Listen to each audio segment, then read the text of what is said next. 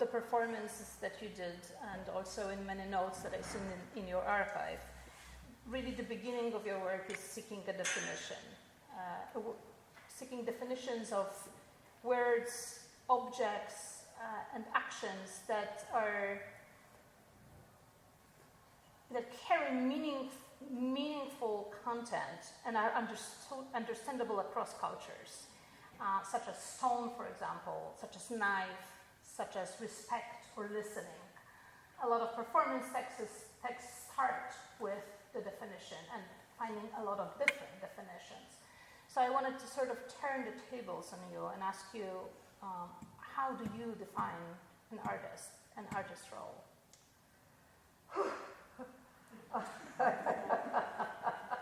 Okay, I'm going to back it up a little bit.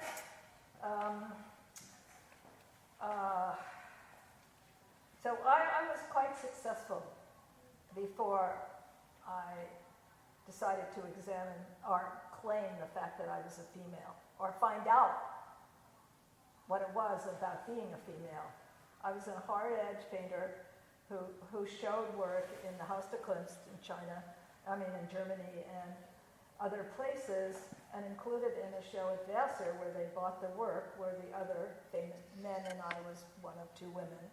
And I had 2 children. And it's hard to say what was the trigger where I said, okay, I've been totally educated by male artists. All I've seen and read and heard was all by men. And who am I? If you're smart in a certain way, it's possible to find ways to fit in to whatever you have to fit into. So, it was everyone, all the professors were making Frank Stella famous. Okay, I love math, I love science. Let me see what I can do with that paradigm shift. And, my early work was more like Arthur Dove or O'Keeffe. No professor told me about Dove's work. No professor told me about George O'Keeffe's work. I was told to take the ovaries out of my paintings. And even if I was often the best person in the class, and they'd give me a B, I'd say, why'd you give me a B? And they'd say, well, your work's not like mine. And that was basically my education in graduate school and in college. And so something in me, especially when I had children, and then you're done.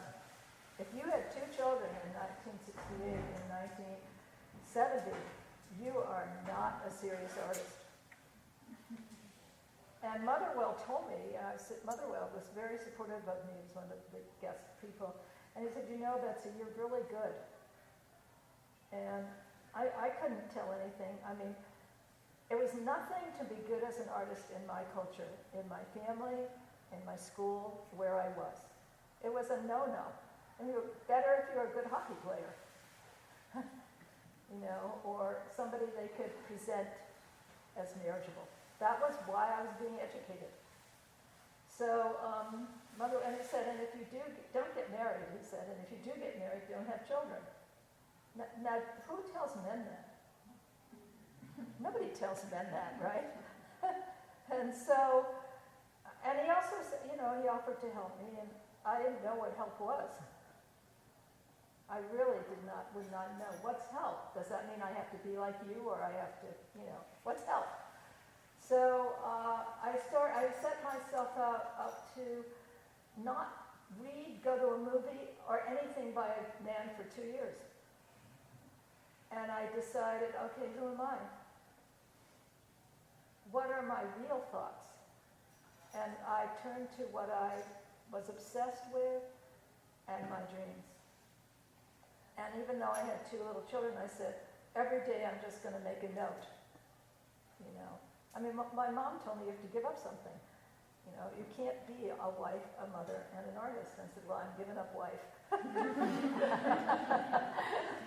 So I was already I was considered trouble. Let's put it that way. I was considered trouble in the girls' school I was in, and I was considered trouble. And So that's how I got started. I didn't define myself. Society had already defined me in ways I didn't like. And so when you ask me, how do I define myself as an artist, it's about, for me, it's about reclaiming my complete mind,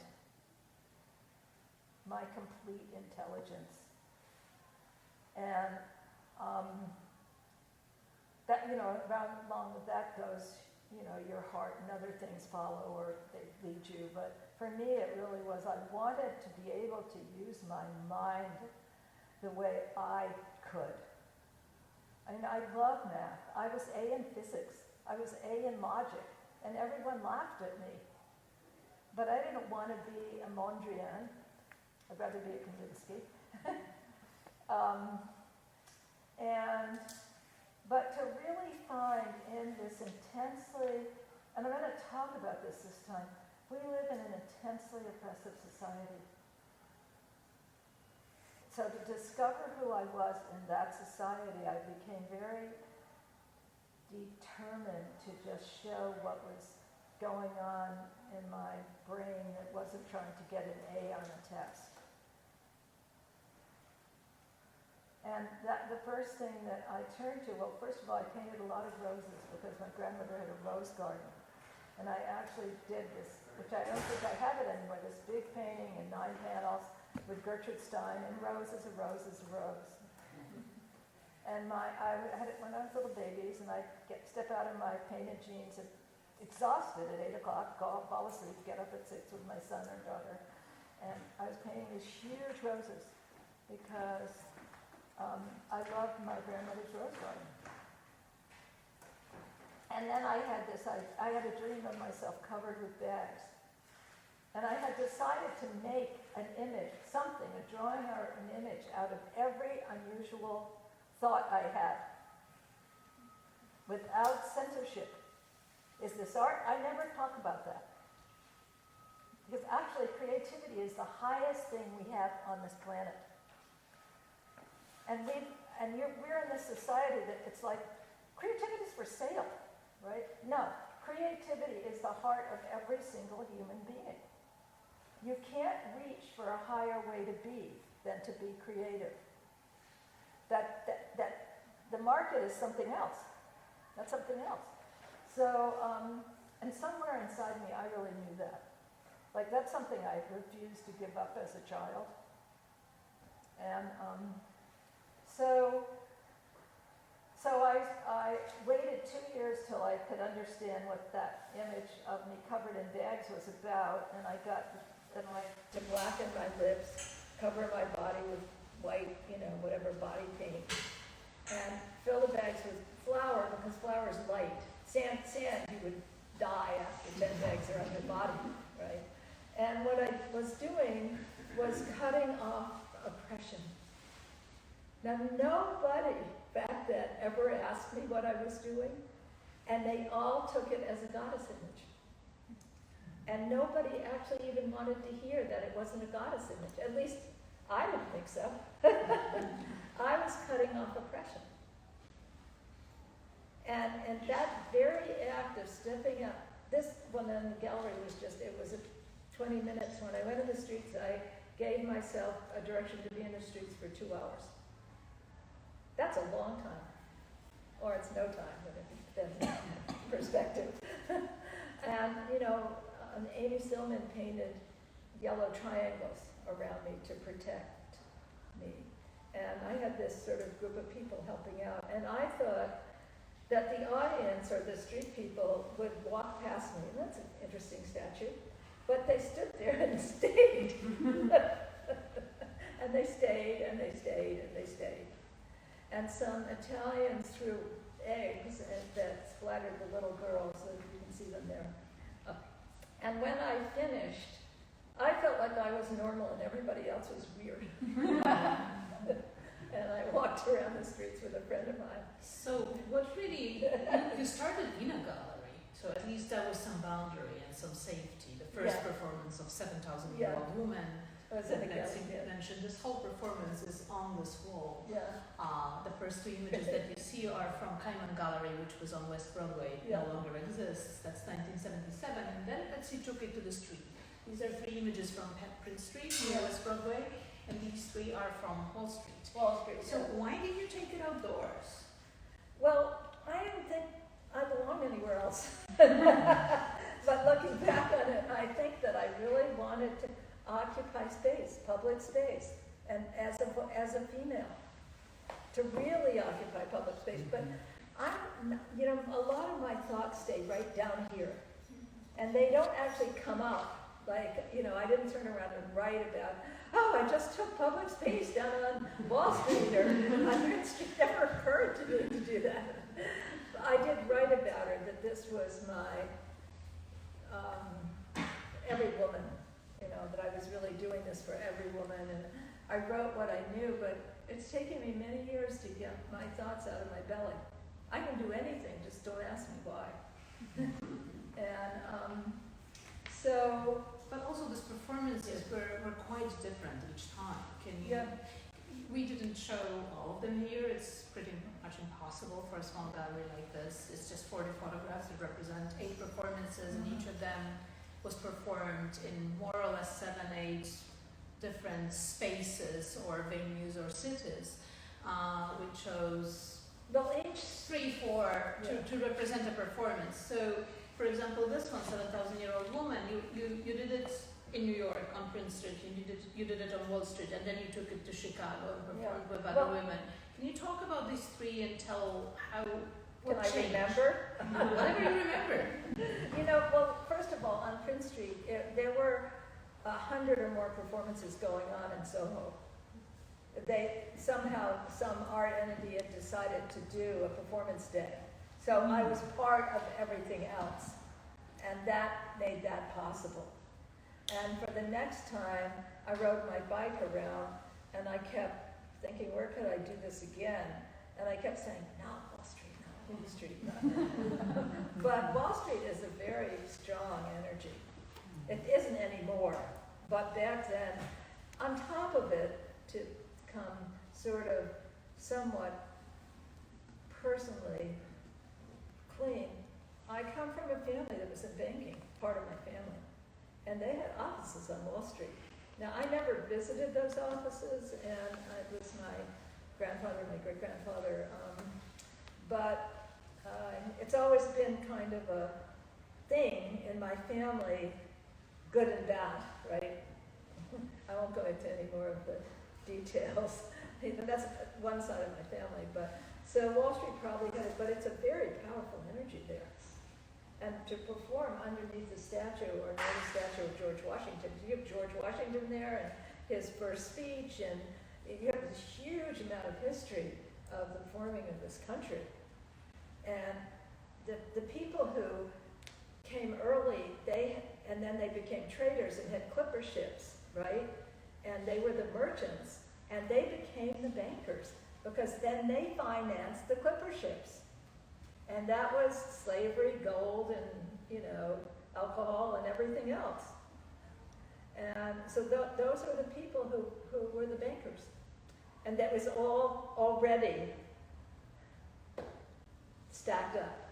And then a lot of that started around, it was always there, but after the Revolutionary War and then in the early 19th century, I know my great-grandfather went to Cuba to look for more things to trade. And they just had a dry goods company. So that morphed into much bigger things. And maybe that's why. But Wall Street was the heartbeat of Manhattan. Very much so. And I don't think that's true anymore. But so with your next performance, well, the one after next, because they morph into each other in a very organic way. Yeah. If you look closely, the Blind Beggar Woman, you actually injected yourself into most patriarchal spaces in New York that you can think of. One, St. Patrick's Cathedral, the stairs in front of it, and the other, Wall Street again. This was the performance where I particularly had difficulty choosing which images. Yeah. There's from so many. hundreds of really wonderful images. The photographers who took those really had a good eye for the audience and for their reactions, but I think that it also comes from the fact how these performances were from the beginning set. We mostly know performances and performance documentation from art spaces, where people that we see in photographs, if we see them at all, are art people, and their behaviors are very different than the street crowd. What's happening here is absolutely incredible, but it also is how Betsy staged and proposed her performance to draw people into conversation and bring them into her space and create. Well, I'll let you speak about Blind Beggar Woman. Why don't we do that? Okay, well, I started, when I was asked to universities and schools, I would do workshops. So I would do anywhere from a 2 to 5 day workshop with a group of people. And what I do in the workshop is try to empower everybody in the workshop to find their own archetype. I don't tell them what to do, I don't direct people, but we weave together a performance based on what everybody comes up with for themselves. And I actually got $7,000 to do a women's troupe from a fund that was started to support women to be creative in the 70s. And Marcia Grove had already had me out to her college in Chicago, where I did 7,000-year-old woman. And then in one of the workshops she had her image of herself as the Virgin Mary, but she researched the Virgin Mary and found out the Virgin Mary was a warrior goddess before the Catholic Church took away her warriorness and reduced her down to a virgin. And so, I hope I'm not offending anybody. So she had, 25 layers of white and blue, and then she stripped it off, and there were this was a huge performance. It was really hard to show it because it was in a ginormous plaza in downtown Chicago, and they don't allow more than a couple of people to do anything in the streets of Chicago back then. You would get arrested. And we were concerned, but we went out anyway, all these women in a huge circle, one a gypsy, one an old lady, the Virgin Mary, me. I always say we were both doing striptease. And so then she came to New York with a grant, and we did it on Fifth Avenue. And the people who belonged on Fifth Avenue, who were wealthy, their children would want to come and stay and watch us, but their parents would pull them away. Mm-hmm. And the people who didn't belong on Fifth Avenue, who were, black and brown people, and people obviously not going to go into Bergdorf's and Sharp, would stay with us. And pretty soon we had this huge group of those people as we were being kicked out of every place we went. Who kicked you out? I don't know, church people. Then we went up to another church and we were kicked out of there. And then we ended up over on Park Avenue. And I think I wrote each performance up a bit, but, so that was just like, What was the performance itself, can you tell? That was it. No, but your exchange with people. I would say in the performance, I was like, who's the female Homer? That was the impetus to start this. Who is the female that collects and tells the stories? So I decided to beg for stories from people's lives on the streets. And I'd say, your life is important, and every day something happens to you that you almost don't notice. And I would like you to tell me one thing that happened to you today.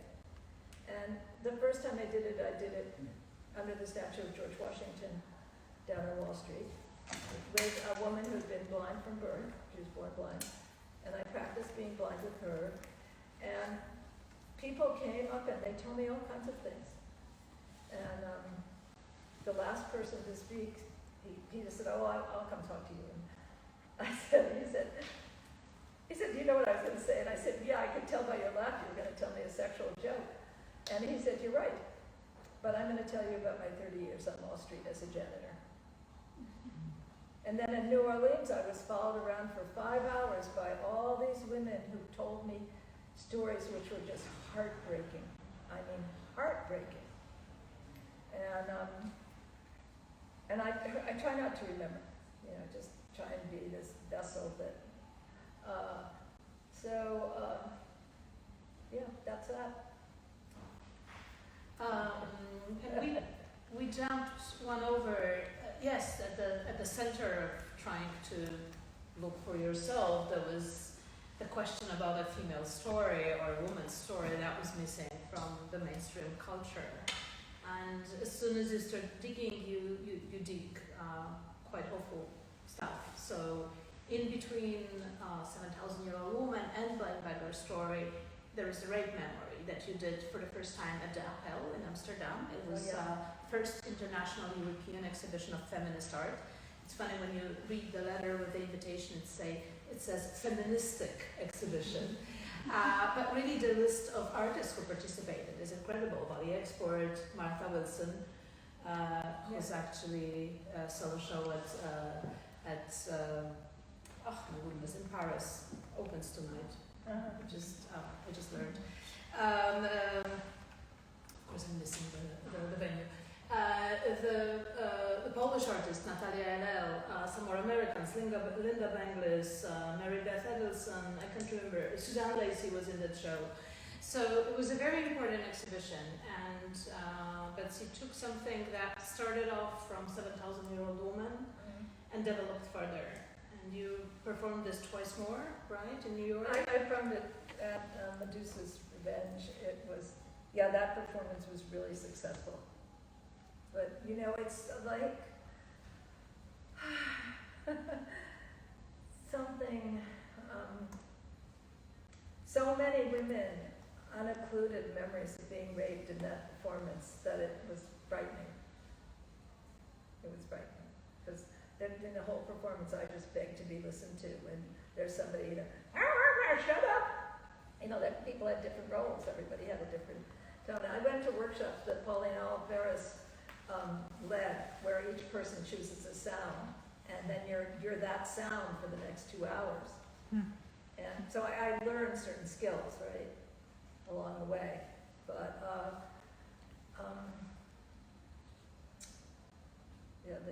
the one at the Apple was, We chose 2 of them.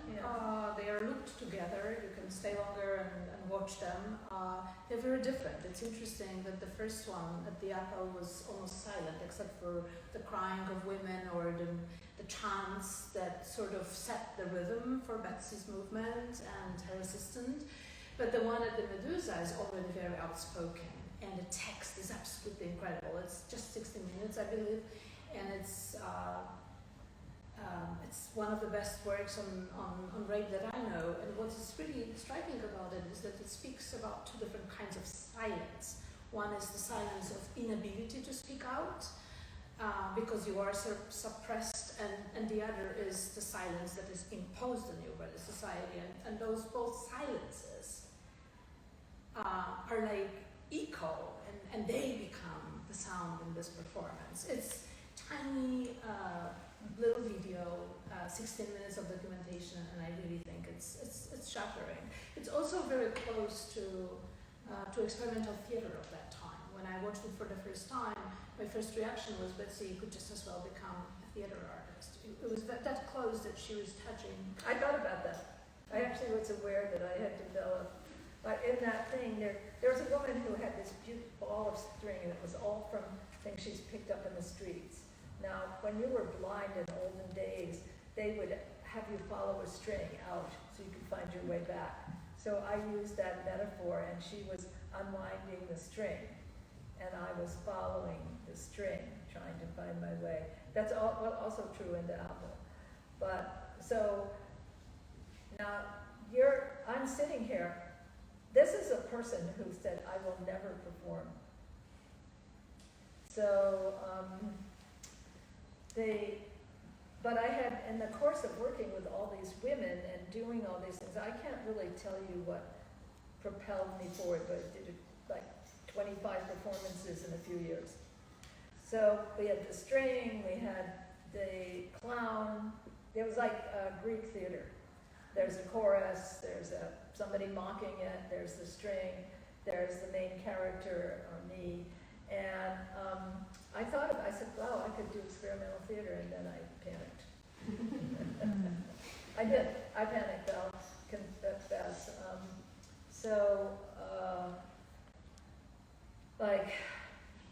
You would be good doing anything. So the names, the labels, we spend a lot of time talking labels.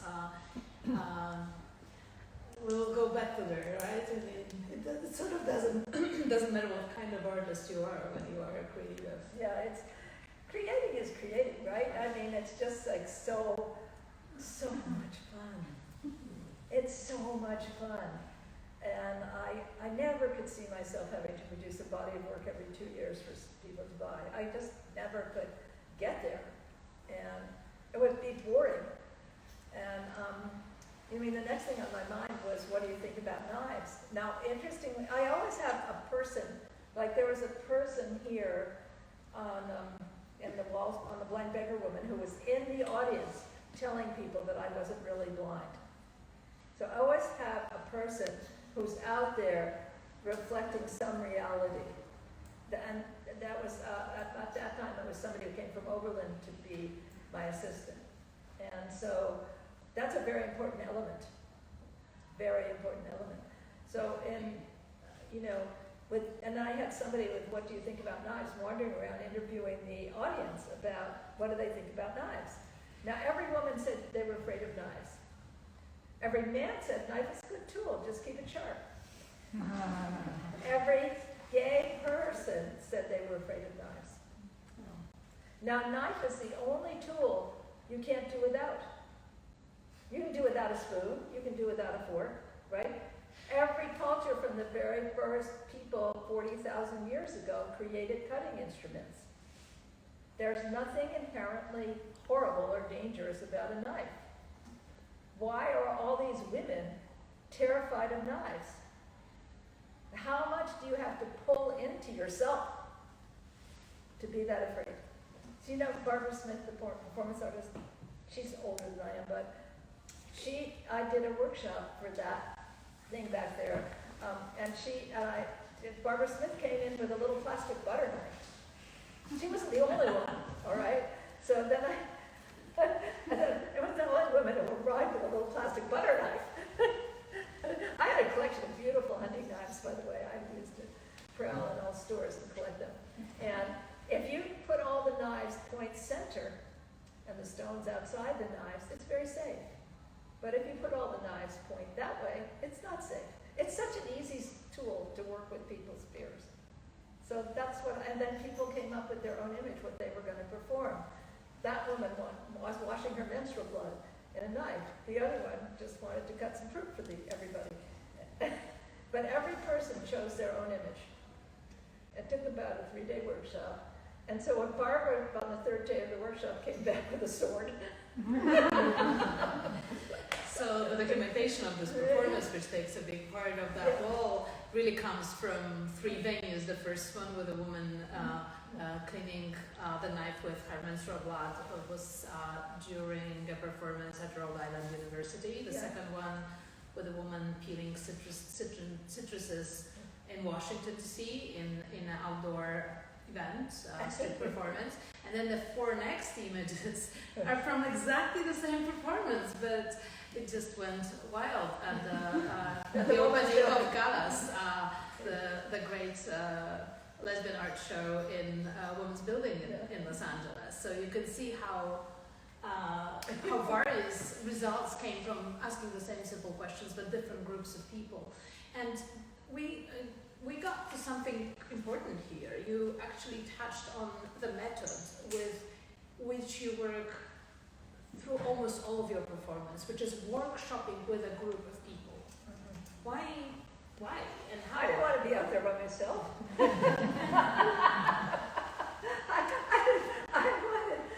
I wanted all women to really be liberated.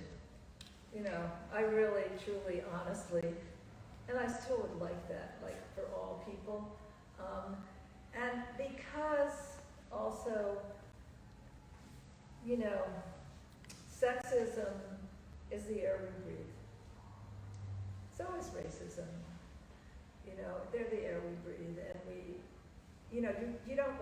pay attention to when the air is lousy. You really don't. Like, you just want to be able to go back and enjoy your life. But the truth is that, I was just thinking about that today, like, if we as females were really, really, really championing each other, we would be ruling the world in these times. And it's time. It's time. That's not to say that there aren't lots and lots of very good men. But as, what is it, Lewis Thomas, did I say it right? I guess Thomas Lewis? Lewis Thomas. The last chapter in his book, one of his last books, he said, you know, we've messed it up as men. Why don't we give women 50 years of indisputable control? And I always remember that. And why? Well, you know, I think men have a great deal to offer. It's just we need equity, and but to sort of create some sense of balance. But he put it out there. I don't think he put it out there tongue in cheek. It's just one page, the last chapter. But the women's building there had 500 people attending it, and they were throwing knives and. It was quite an event. The time is passing. I wanted to ask 2 more questions to get us just Around the attached to more performances, so that you have everything covered a little bit as a basis for your questions. The next performance that you did, Shrine for Every Woman, is unusual because you decided to take it to the UN Conference on Women. I don't know other serious artists who would work, fruitfully at the UN conference. Why did you decide to do that, and how did it work, and what happened? The Women's Caucus for Art decided to go to the conference. And people who were the president at that time came to me and said, Betsy, what would you do? And I said, that's what I would do if I have the opportunity. And so we had the whole big National Museum there. In Copenhagen. And for all these events. And they put me in a room that had all these ancient statues of men. and sarcophagi and things like that. And so I come in there and I see the staff carrying the statues of the men out. And carrying the statues of women in. And so that became where the Shrine for Every Woman was. But the thing that was so interesting about that situation, and partly, I grew up in a very international family. My father grew up in Turkey. He spoke 4 languages. I lived in Turkey as a young person. He was one of the initiators of what became known as the United States Information Agency, which was cultural exchanges to spread democracy. A highly idealistic person, which was all that was crucified by McCarthyism.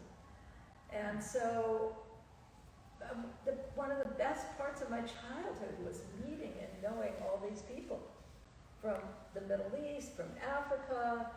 He was program officer at International House when I was a baby. And all the people with me were from all different cultures. And his area of the world was Africa and the Middle East and India. And, so I grew up and I was very comfortable in situations like that. And Washington was segregated when we went there. And my parents fought segregation. So that played a big role in my life. So I discovered at this UN conference that there was no place for Indigenous people to meet. There was no place for gay people to meet. There are all kinds of women who were excluded. And on top of that, the women who came from the harsh, the Muslim women all had to have a man behind them. Same with the Russian women. That was Copenhagen. And at the same time, Northern Europeans were demonstrating against clitorectomies in Africa, only to learn that the British upper class did clitorectomies to their daughters, to keep them from being crazy about sex. So the UN's very, and then I decided to go the next year. Well, people said you have to go to Africa, and I wasn't going to go, but I teamed up with Connie James and went. And I took my daughter, she took her daughter, and I go to find a place to set up the shrine for every woman, and they wanted to put me in a corner in this huge campus. And I went out and I set it up in the middle of the Great Lawn. And the woman who was heading the whole thing sent her deputies over to make me move. And I just looked at them and I said, "You can tell her to go fuck herself." It just came out. I didn't mean to be that rude. And it turns out, well, she was a high up in the World Council of Churches. She was from the island. She was a black woman, and she had the evidence of the shrine removed from everything about the conference. People told me I should fight for it. I said, no, it'll be in my memoirs or whatever. But I went and researched, why did she hate this place so much? Why was it so threatening to her? And the African women would come to me and say, what does this mean, all these little bags? And finally I got a little smarter because I told them what I meant to me. But finally I asked them, what does it mean to you? And they said, little colored bags like this are what our medicine women carry around. And then I ended up doing some research, and I found out that the medicine women were a huge assist in defeating colonialism, because they could travel and carry messages in those bags and not be caught. Now she thought I was leading these African women back to paganism, and that's why she hated the shrine. And so, But you often say that it was your most successful project. Yeah, it was. I felt like I loved doing those projects, and if I never got to do another thing, I'd be happy. But then I got to do Living Water Garden in China. You did much more, yes. The last question that I might have, of course, the meditation with stones for the survival of the planet. The title is a little bit self-explanatory, and you see the documentation of that wall in the end of the exhibition. But I would like to ask you about spirituality in your work, which is soaked with it. But that's something that I realized, and I want to state that, doing researching for ecofeminisms last year. I clearly realized that it's very present in most of this pioneering eco-feminist artists, and that it has been pretty much censored from mainstream culture, and definitely mainstream art institutions and art world.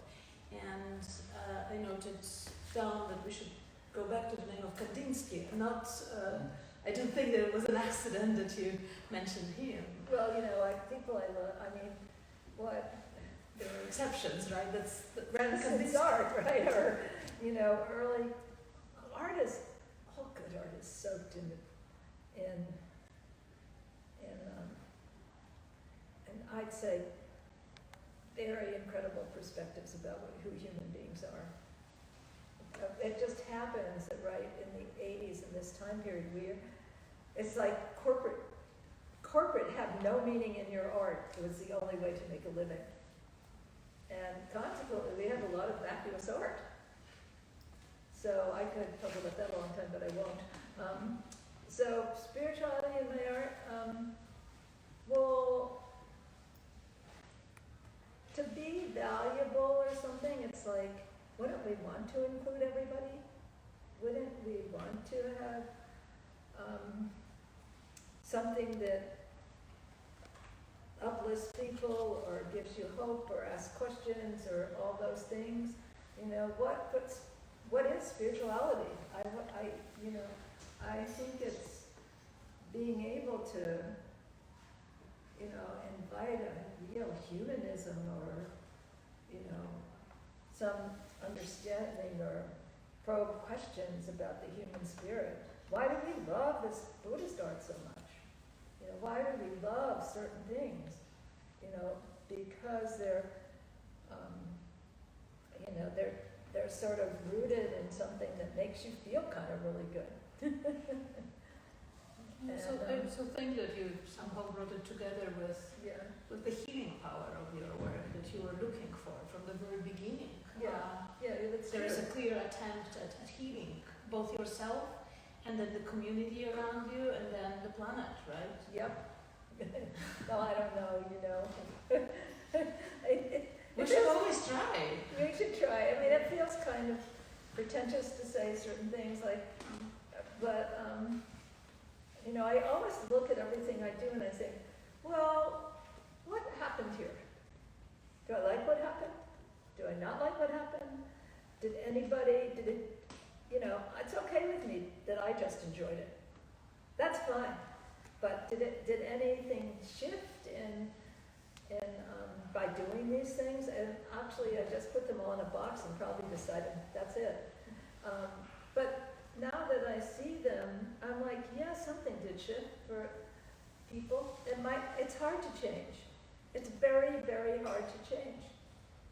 And I don't know about you all, but I know for me, I'm like, okay, you know, how conscious am I at this moment? Why didn't I like that person? What in me, I can remember in the 80s thinking, okay, if I don't like somebody, that's on me. That's not on them.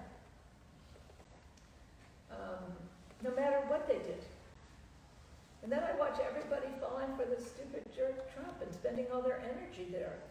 No, don't. Don't do that. Don't feed him. So how do we feed the living planet? How do we invite, you know, so that we would take care? How does that happen? I know right now it's really challenging for all of us, but so I thought of the shrine as every woman, and people left messages. People would leave messages. So I have like 1,000 messages in a box somewhere, and I made little books. And one woman said, you know, I walked 3,000 miles with one pair of shoes, and this is the only place I found that women aren't fighting. And people have beautiful, beautiful messages in the shrine for every woman. And that's just the tip of the iceberg. Why would they forbid African women to bring their drums to a UN conference? In China, they never even advertised the conference. So most women in China didn't know it was happening. No, we don't. The United States has never offered to host a conference. We don't want to host 40,000 women gathering in this country. 40,000 women. Okay.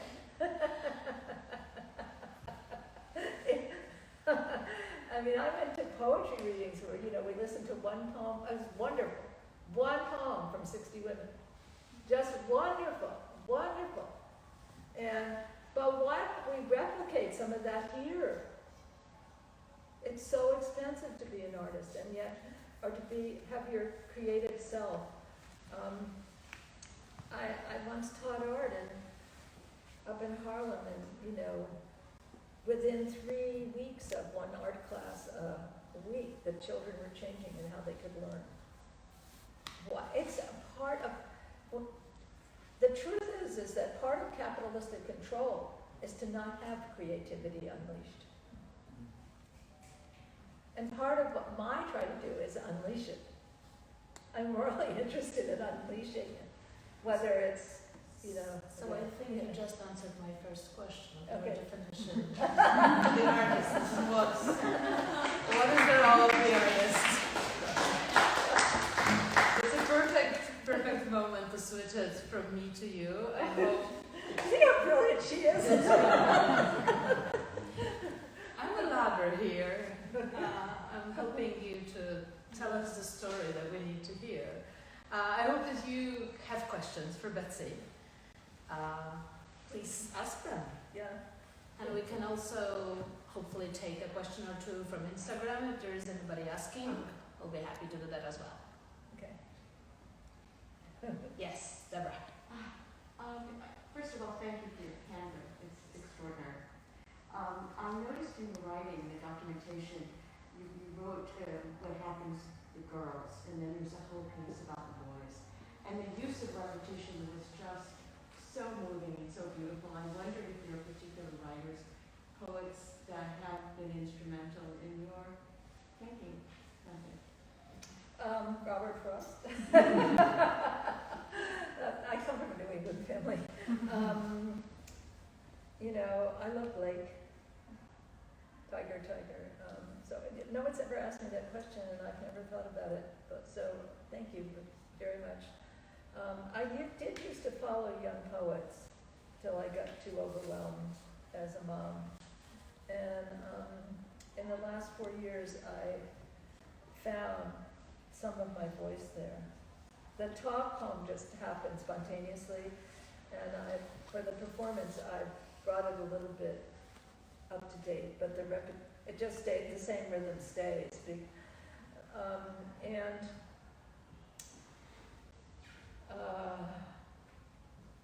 So there's some things in my book about water, but that's a good question, and I have to probably think beyond what I just answered.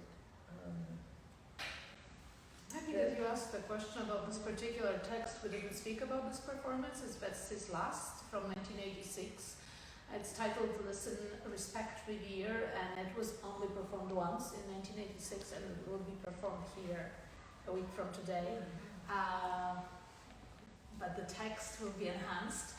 And I'm extremely excited about that because the text really, if you have time to read it, the original is laid out on the table in the vitrine. The text is really extraordinary. Yeah, guys told me they cried, and it's, for me, the part about girls is the hardest. After the performance, I'll have people able to talk with each other and sort of process it in some way. So that's part of our connection, and getting connected.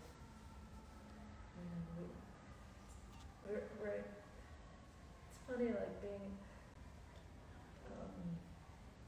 One reason I could do so much in China was the base culture there is collective. The format of the culture is collective. And so when I first tested out doing a collective process in Duluth, but the artists didn't collaborate at all. It was really hard for them. Okay, you have $7,000 to divide up among you. What are you going to do? They couldn't do it. They wanted me to curate. I don't curate. So in China, where I had pretty much the same amount of money, there was somebody who, and sort of was a grant, but there was somebody who actually funded me on a phone call, sight unseen, never told me who she was or what she was going to fund me for, but after talking to me, she funded me. And so the Chinese artists all figured out with each other, a lot of them, how to spend $7,000 and help each other, and the city helped them, and everybody pitched in. And I never experienced it. I said, what am I experiencing? I'm experiencing something I have never experienced in my life. And from what you read in the newspapers, you would never consider that to be part of Chinese society. But it is. And I was also there during SARS, and the same thing. Everybody helped each other. All the businesses made sure that their employees could get to work with private buses. That nobody had to take a bus or a subway. And in the compounds, if you were isolated, people stepped forward and they taught. So I'll go do a Tai Chi here, and I'll do this there, and I helped people carry rice, and I was so impressed. And it was very scary. Very, very, very scary. So the COVID didn't scare me. It really didn't scare me. But SARS was a death sentence. SARS was a death sentence. And so I learned things in that culture. I was there for almost 10 never have learned here. And I mean, every culture has their upside and their downside. So we have, our downside is, you know, there's not a foundation, a safety net in our society. You either have money and you work your butt off and you kill yourself, and then you'll get some reward. But huge numbers of people here have no safety net. Probably 40% of our society has no safety net. And they have a safety net. They have safety net. And so even, you know, and I traveled around with Tibetans and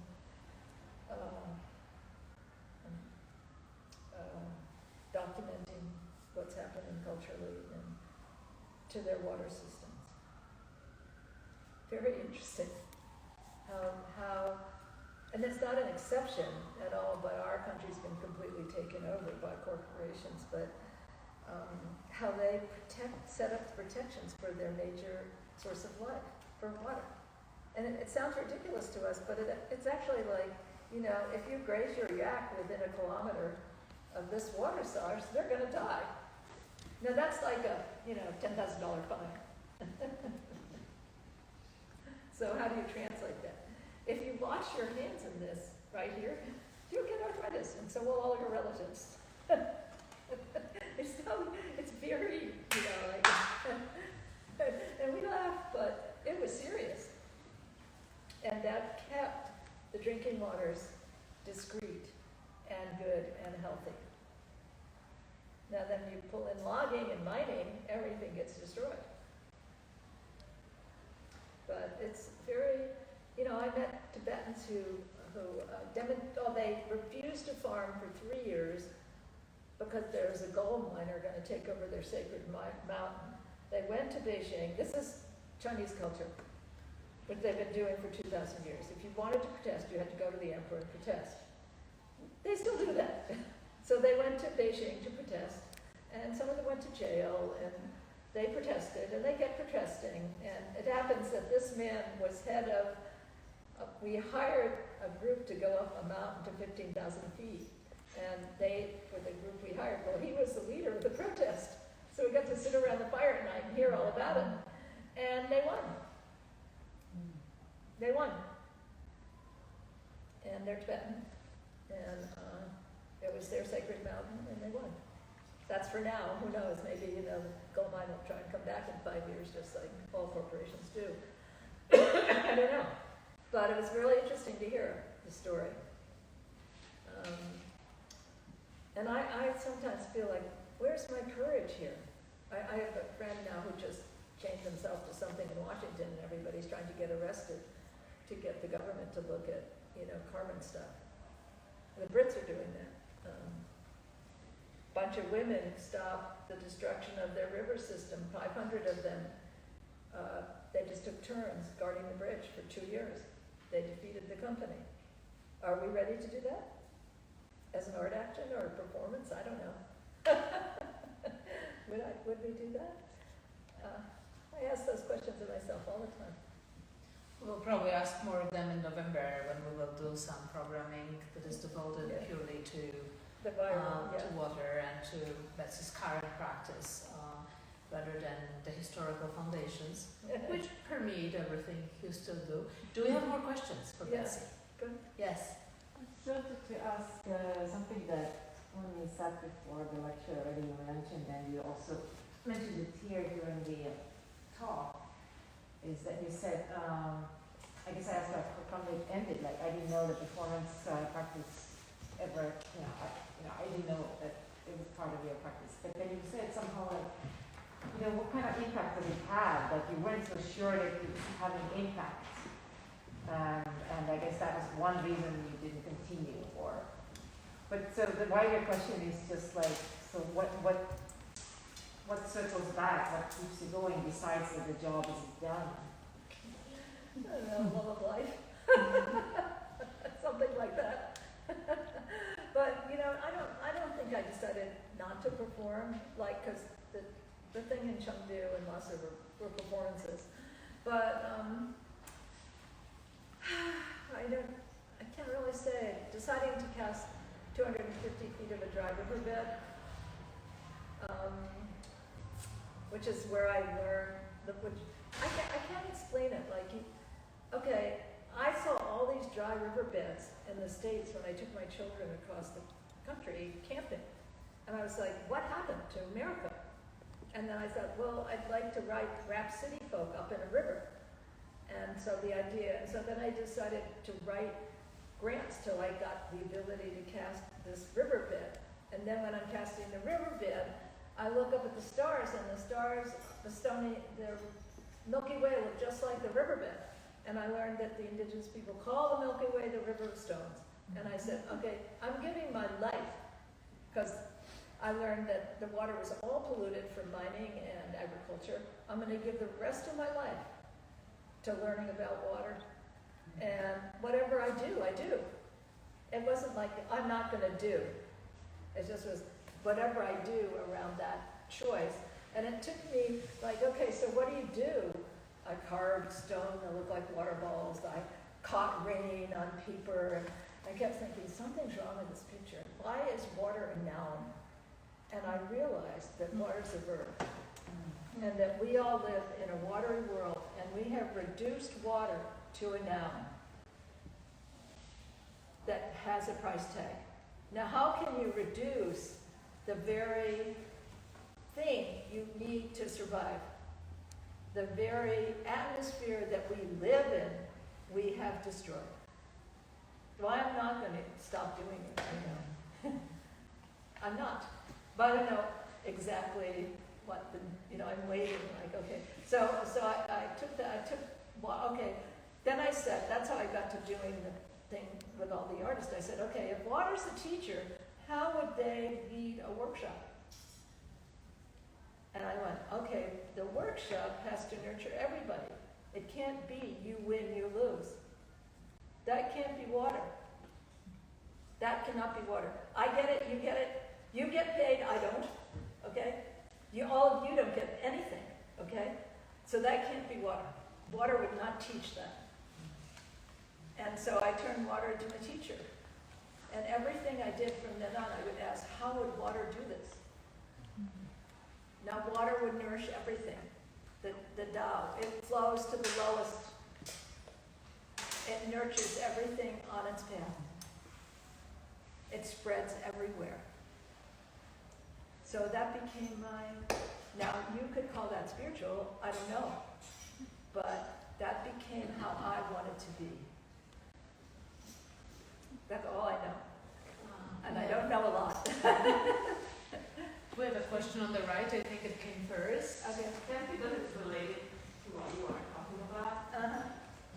There are a lot of indigenous water keepers. What? There are a lot of indigenous water keepers Yep. and activists. And I'm just curious if you ever work with them or plan to, or if you... Well, I do know some people, and the mines in our country are mostly on indigenous lands. And I keep forgetting whether it's 15,000 or 1,500 open uranium mines. They spread half-life radioactive tailings into the soil and into the water. So for a number of years now, I've been trying to find a way. I've found the science to clean it up, but an indigenous person has to lead this project. Now that's very complicated, but I think I've actually found the right person finally. But it's taken me 6 years. I'm very much a long hauler. As long as I'm eating enough, it's, Paulina, I think you had a question. Yes, I have one question. Looking back at what you've done and trying, let's say, to define the core of you, is it that you are an activist who happen to use art, or are you an artist who happen to be an activist? There's no separation in my brain. There is none. That's part of what's wrong. Like how do you control a culture? Okay? You put everybody in a box, and then you have to belong in your box. And then you have to be that box, because that's the only way you make money.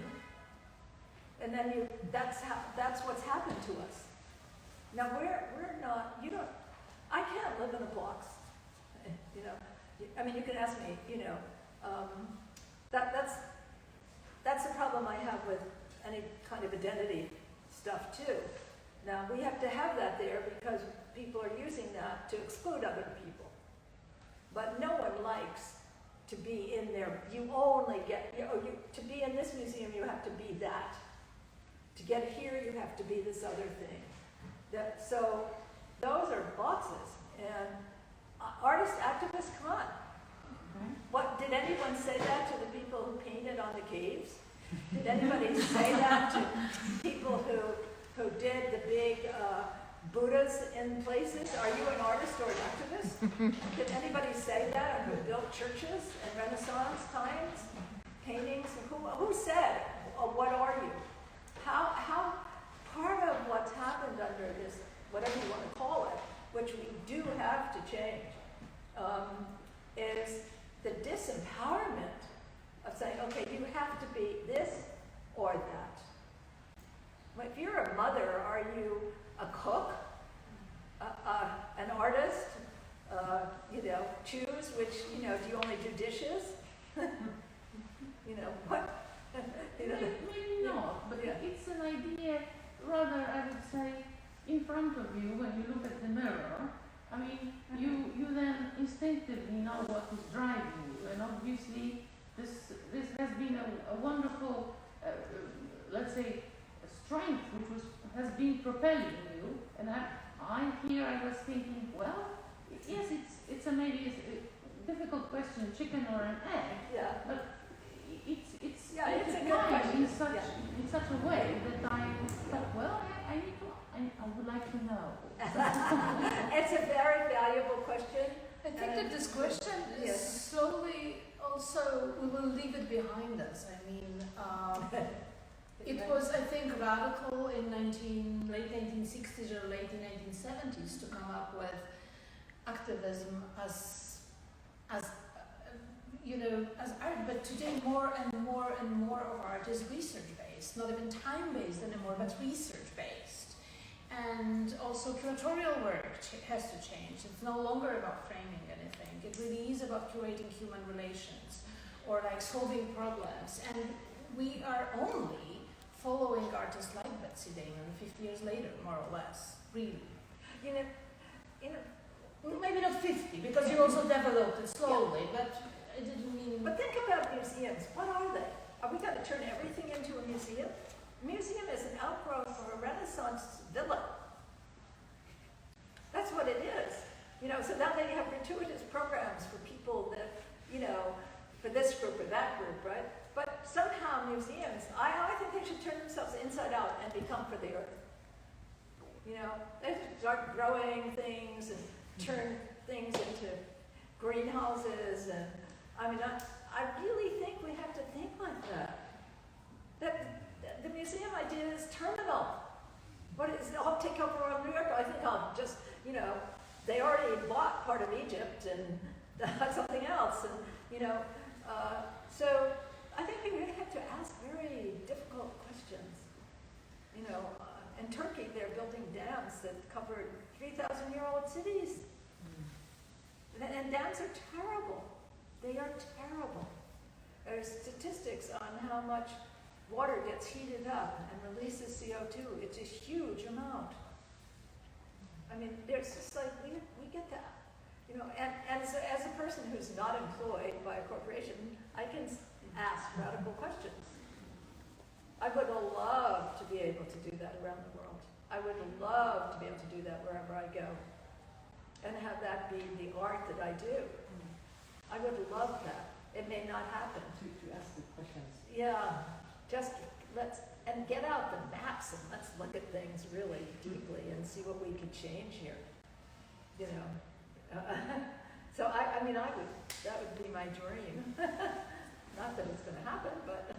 I don't want to keep you all here long. We passed 8 p.m. a while ago, so I think that we may divide it in smaller groups, and you may ask Betsy questions on your own. But I wanted to acknowledge the Instagram audience, and I guess Mar might have some good question from them. So let's have one to connect with people who are not with us in person but in spirit, hopefully.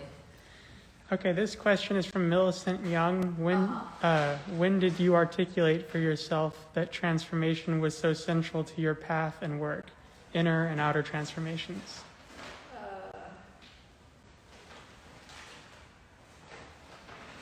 That's such a good question.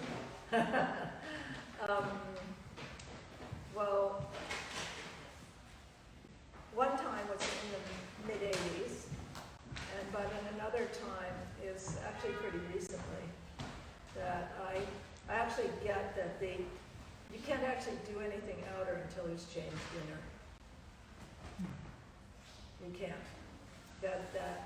The deepest and hardest, realist transformation is in here. It's inner. And then the outer will reveal itself to you. And we're all at different stages and ages, and it's really important not to be critical. It's hard not to be critical, but it's very important to not be critical of yourself and of other people's efforts. Because efforts are very important, you know.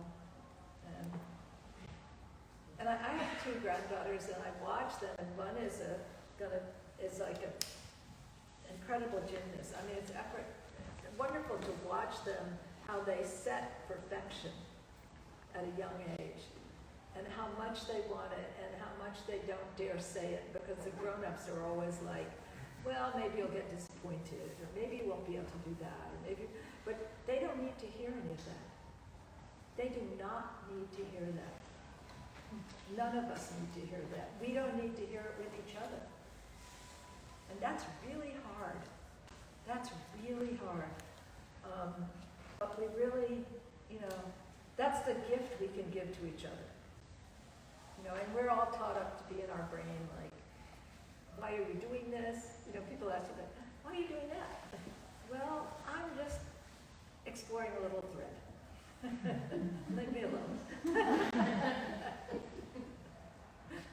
You know, who knows what we would come up with? I mean, we don't know. It's art. Yeah. Thank you so much. Thank you Thank all. you.